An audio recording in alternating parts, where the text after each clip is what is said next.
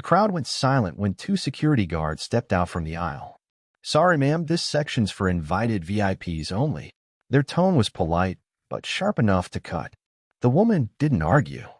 She simply smiled, gathered her things, and moved.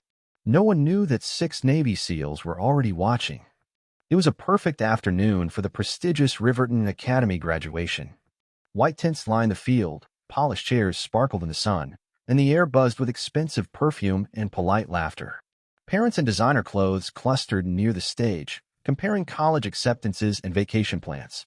Amid the luxury, one woman sat quietly in a faded khaki jacket. Her boots were worn, her hair pinned back simply, and her hands rested neatly on her lap. Her name was June Maddox, and her son, Ethan, was the valedictorian. She had arrived early, proud but invisible. Her seat card was neatly taped to the 4th row, close enough to see her son's smile. But she didn't quite fit in. People glanced at her jacket, whispered about her boots. Then came the moment. A note passed quietly from a socialite to an usher, from the usher to the principal, and finally to security. Within minutes, the 2 guards appeared, carrying fake smiles and quiet judgment. "Ma'am, could you please step aside? We need this area cleared for some special guests." June looked up calmly. "My son is the valedictorian," she said softly. "Yes, ma'am, just a quick adjustment." The message was clear. She gathered her bag, stood, and followed. They moved her back 1 row, then another, until she sat near the canopy's edge, sunlight burning her shoulders. Around her, laughter continued. She said nothing. She'd seen worse. Because years ago, long before Ethan wore a graduation robe, June had worn a uniform of her own. Not one with medals or ranks, but one covered in dust, grease, and courage. She had worked as a mechanic in a small-town garage, fixing engines no one else could. That's where she met Marco, Ethan's father, a man with a wide laugh, strong hands, and a dream of building something better. Together they built a life out of nothing, until a faulty lift cable snapped and took Marco with it. After that, there were no casseroles, no neighbors knocking on her door. Just silence, and a little boy asking why his father wasn't coming home. June didn't cry in front of him. She went to work. Fixed cars by day, studied by night, raised Ethan alone. When he fell asleep, she'd sit beside his bed and whisper, "We don't quit. Not now, not ever." One night, a customer from the local veterans office brought in a broken truck. While she worked, he noticed the way she moved, focused, steady, precise. "You ever thought about joining our civil training program?" he asked. June laughed. "I'm no soldier." He smiled. "You don't have to be. We just need people who don't flinch."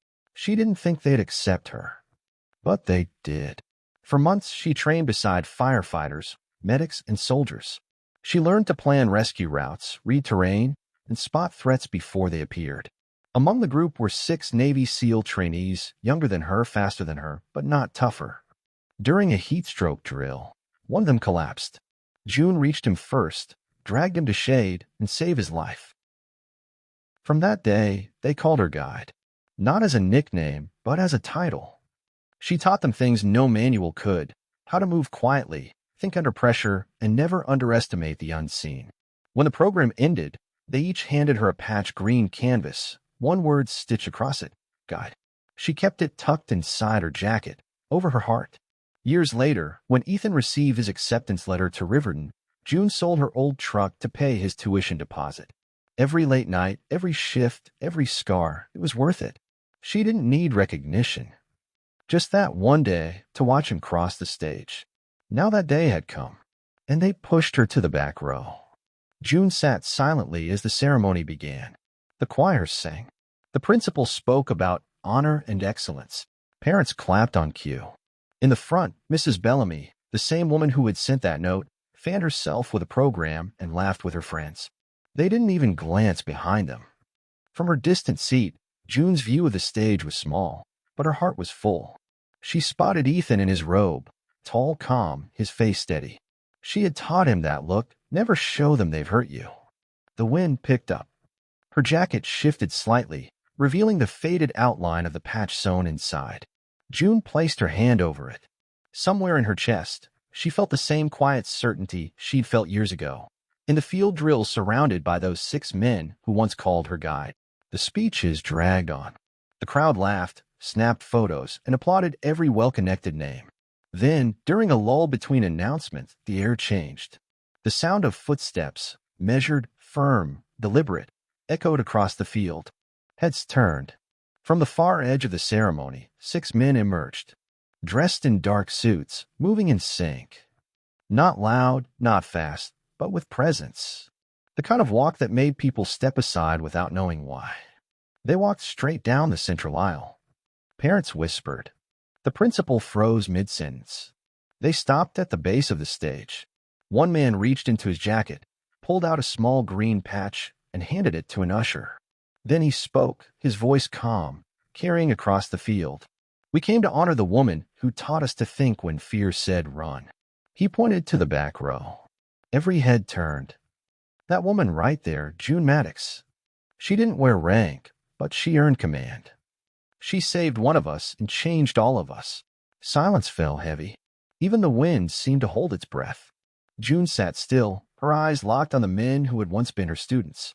The crowd stared, realization spreading like light through glass. Then the man added softly, "No one deserves a front row more than her." For a heartbeat, no one moved.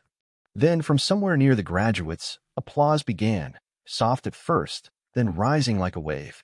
Within seconds, the entire audience was on their feet. People who had ignored her now clapped until their hands ached. Mrs. Bellamy lowered her fan and stared at the ground. Ethan, standing behind the podium, didn't wait for permission. He stepped off the stage, crossed the platform, and walked straight to his mother. The 6 SEALs saluted as he passed. He took June's hand, helped her to her feet, and whispered, "Come with me." Together, they walked to the front. The guards who had moved her aside earlier stepped back, eyes down. Ethan led her to the same seat she had been removed from. Only now the entire school was watching. He turned to the microphone, his voice steady. "I had a speech prepared. But after today, I don't need it." The audience quieted instantly. My mother was asked to leave her seat because she didn't look like she belonged here. But every honor I've earned belongs to her. She taught me resilience. She taught me respect. She taught me that silence is sometimes louder than shouting. He looked back at her. Those 6 men didn't come here for me. They came for her. Because real strength doesn't always wear a uniform. Sometimes it just wears a worn jacket and never gives up. Tears glistened across the audience. Teachers wiped their eyes. Even the principal looked down, ashamed. Ethan placed the diploma in her hands. "This belongs to both of us," he said quietly. When the ceremony ended, the crowd surged toward them. Some offered handshakes, others simple nods. But the 6 SEALs waited until everyone else had moved aside. One by one, they approached her, not to speak, but to salute. The leader handed her another patch, this time with golden thread beneath the word guide. It read, "Honorary Command." June smiled, eyes soft but proud. "I didn't do anything you wouldn't have done," she said. The man shook his head. "No, ma'am. You did what most wouldn't." That night, June and Ethan didn't go to a fancy dinner. They stopped at a small roadside diner, ordered burgers, and ate quietly under the glow of the porch light. Ethan laid his diploma on the dashboard. "Do you think people will remember today?" he asked. June looked out the window, the sound of crickets filling the silence. "They'll try not to," she said. "But it's too late. They already saw." A week later, a photo from the ceremony appeared in the local paper. Ethan on stage, June in her jacket, the 6 SEALs standing behind her. The caption read, "The woman in the jacket." And from that day forward, at every Riverton graduation, one front row seat remained empty, not for a donor or a dignitary, but for someone who didn't need an invitation to belong. Because sometimes the quietest person in the crowd carries the loudest story of all.